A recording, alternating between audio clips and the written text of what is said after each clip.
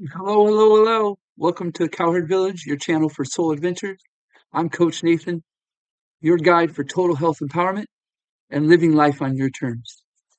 We got episode 3 of our Nourish Your Devotion, and we pulled the card already, so let's take a look at our quote for today, for our inspirational quote. It says, "Desires go away not by gratification or repression, but by purification."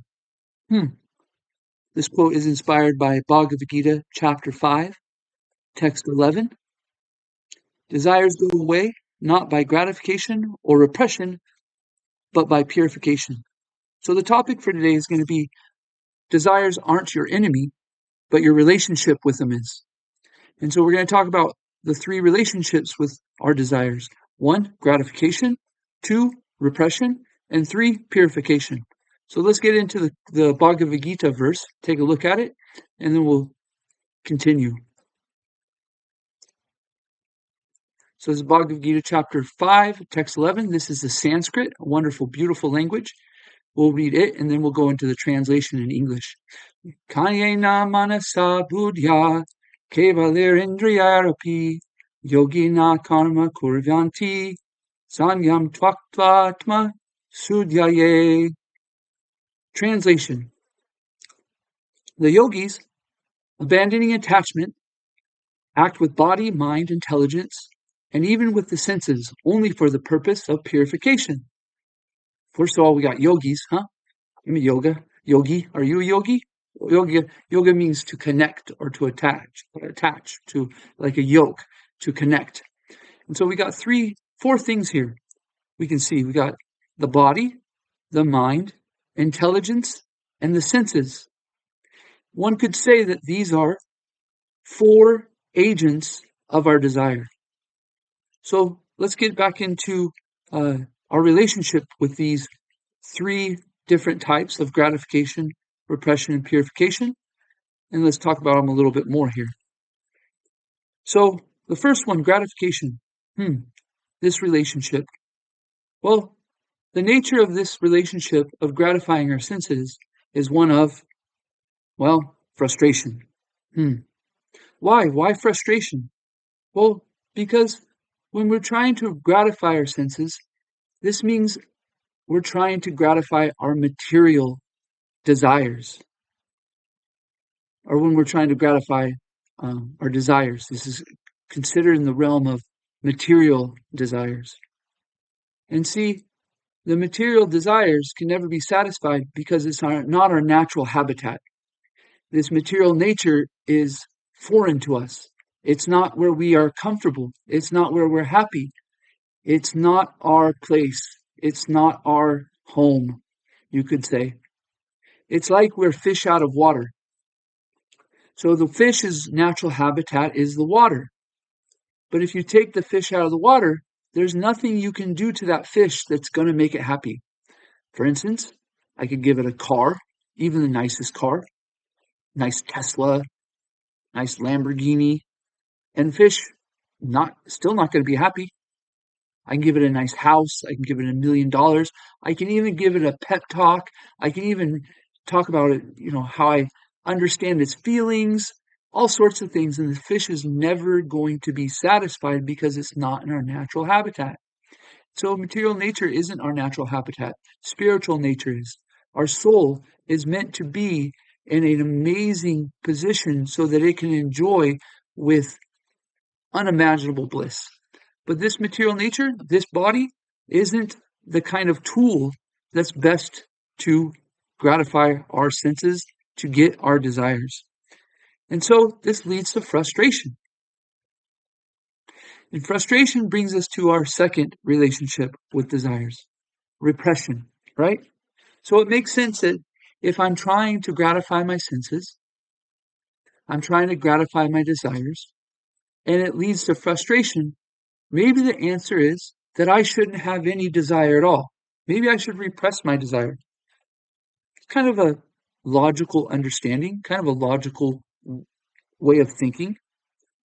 However, this voidism is also not natural for the soul. The soul's nature is to act, to have relationships, to have adventures, right? And so if we're just trying to go to this neutral state, we become uncomfortable.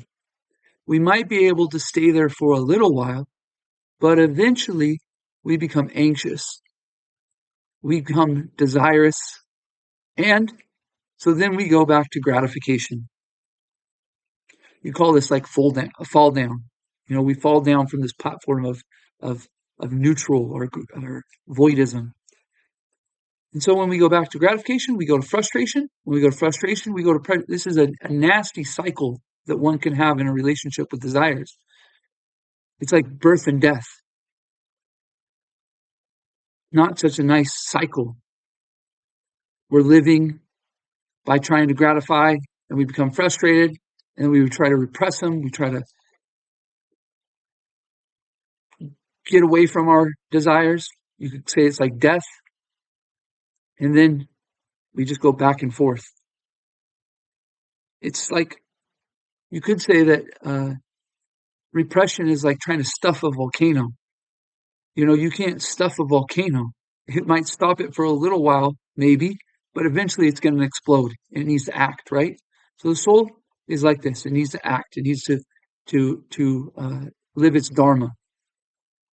So this brings us to our third relationship with desires, purification.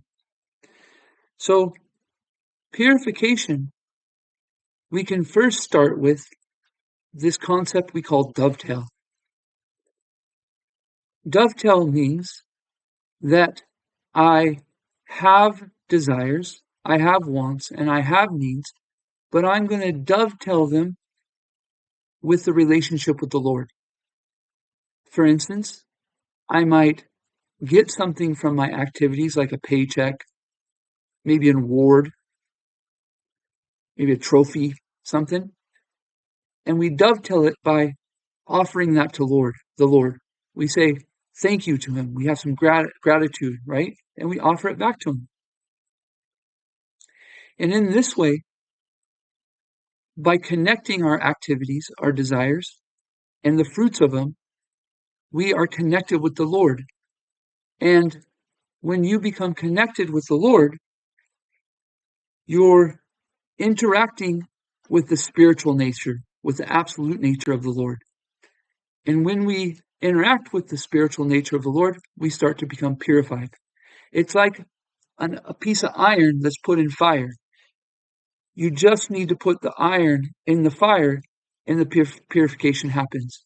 So similarly, we just need to be connected with the Lord and that purification happens. Through that purification, something amazing happens with our desires. Our desires start to become such that the only thing that we really desire is for the Lord to be happy. We want our activities to please him. We want anything we get to be given to him. And in this way, in a relationship, this purification, our desires and the Lord's desires become one. This is a concept of actually having no desire because you no longer have a material desire. Your desire is purified, it's one with the Lord, and therefore you become a yogi. Yoga, as we mentioned before, is the connection with the Lord.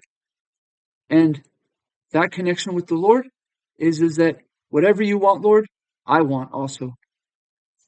We have no separation in this sense. So I thought I'd give an example of this. I played sports when I was younger, and a little prideful in sports. You got a little bit of ego, competitive nature. I enjoyed being in the spotlight. I played baseball, and so I really didn't mind the opportunity to hit a home run. Up to bat and knock that ball out of the park. And so this desire to be in the spotlight and this desire of some pride, well, it's kind of part of me in a sense, But I had to learn that if I wanted to get out of material nature and I wanted to get spiritual nature, I needed to dovetail this. So you can see that I'm making videos now where it's still a desire of the spotlight, But instead, I really want to spotlight the Lord and encourage people to connect with Him. I've got this experience of purification of my desires and seeing how it makes me happy, and I have to share that with others.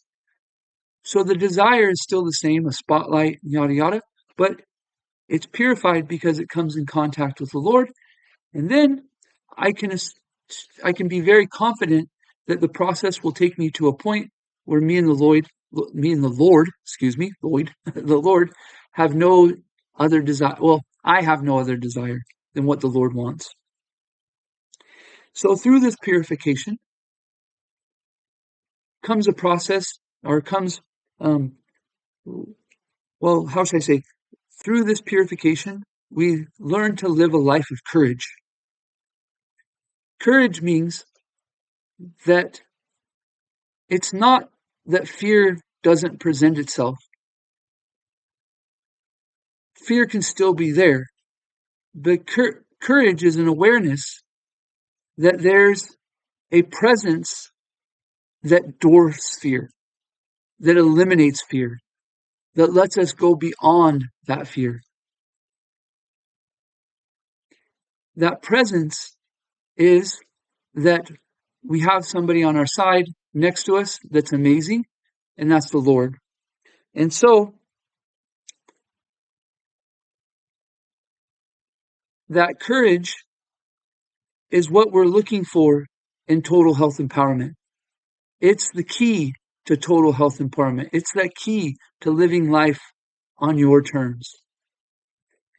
And through process of purification like this, we start to live in that courage. We start to live with that confidence that my best friend, that my Lord, is part of my life.